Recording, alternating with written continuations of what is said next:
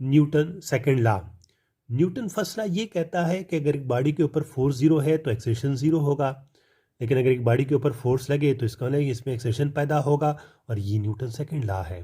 Newton second law ये कहता है कि अगर एक बॉडी के ऊपर नेट फोर्स लगे तो ये नेट फोर्स अपनी ही डायरेक्शन में एक्सेलरेशन पैदा करता है, और इस एक्सेलरेशन का जो मैग्नीट्यूड है ये फोर्स के डायरेक्टली प्रोपोर्शनल है और मास ऑफ द ऑब्जेक्ट के इनवर्सली प्रोपोर्शनल है।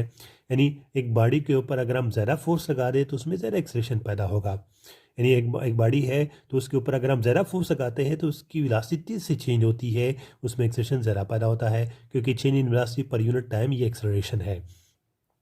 इस तरह एक ऑब्जेक्ट का अगर मास हम इंक्रीज कर दें और फोर्स उतने ही रखें तो उसमें कम एक्सेलरेशन पैदा होता है। फॉर एग्जाम्पल बड़े मास के ऊपर अगर हम फोर्स लगाते हैं तो उसकी वेलोसिटी में स्लो इंक्रीज आता है, यानी उसमें कम एक्सेलरेशन पैदा होता है। तो इसका मतलब ये है कि acceleration is inversely proportional to mass of the body अगर हम फोर्स को कांस्टेंट रखें। तो इस और अगर हम मास को कांस्टेंट रखें तो एक्सेलरेशन जो है वो फोर्स के डायरेक्टली प्रोपोर्शनल है। तो अगर इन दोनों को हम कंबाइन करें तो इसका मतलब E is proportional to F divided by M।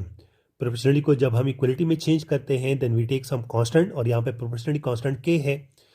ऐसे सिस्टम में K की वैल्यू 1 है तो A इसका is equal to F divided by M, या F is equal to M को साइड पे ले जाओ MA। तो ये न्यूटन सेकेंड लॉ का मैथमेटिकल फॉर्म है, और ये फोर्स को डिफाइन करता है कि फोर्स वो क्वांटिटी है जो किसी मास में एक्सेलरेशन पैदा करता है।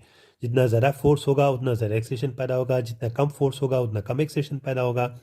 यानी फोर्स एक्सेलरेशन पैदा करता है, यानी ये वेलोसिटी को चेंज करता है।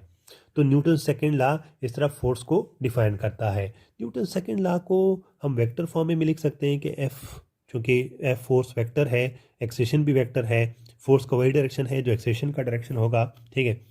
या ये आपके पास क्या है, न्यूटन सेकेंड लॉ का मैथमेटिकल फॉर्म है।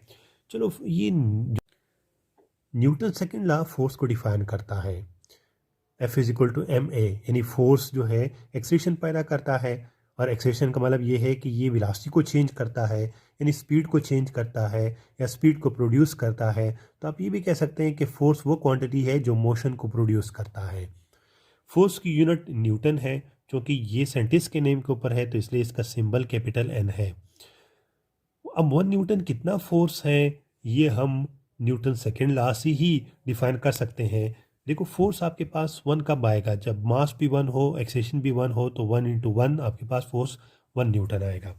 यानी फोर्स आपके पास 1 न्यूटन तब होगा जब आपके पास 1 किलोग्राम मास हो और उसमें कितना एक्सेलरेशन पैदा हो, 1 मीटर पर सेकेंड स्क्वायर का एक्सेलरेशन पैदा हो, तो फोर्स आपके पास 1 न्यूटन आएगा। यानी ये एक बॉडी है और इसके ऊपर जो है फोर्स लग रहा है, और ये 1 किलोग्राम बॉडी है, और ये फोर्स इस 1 किलोग्राम बॉडी में जो एक्सेलरेशन पैदा करता है वो 1 मीटर पर सेकेंड स्क्वायर है।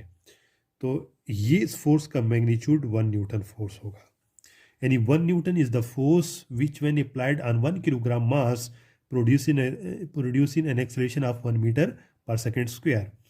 यानी फोर्स जो है 1 न्यूटन फोर्स 1 किलोग्राम मास में 1 मीटर पर सेकेंड स्क्वायर का एक्सेलरेशन पैदा करता है।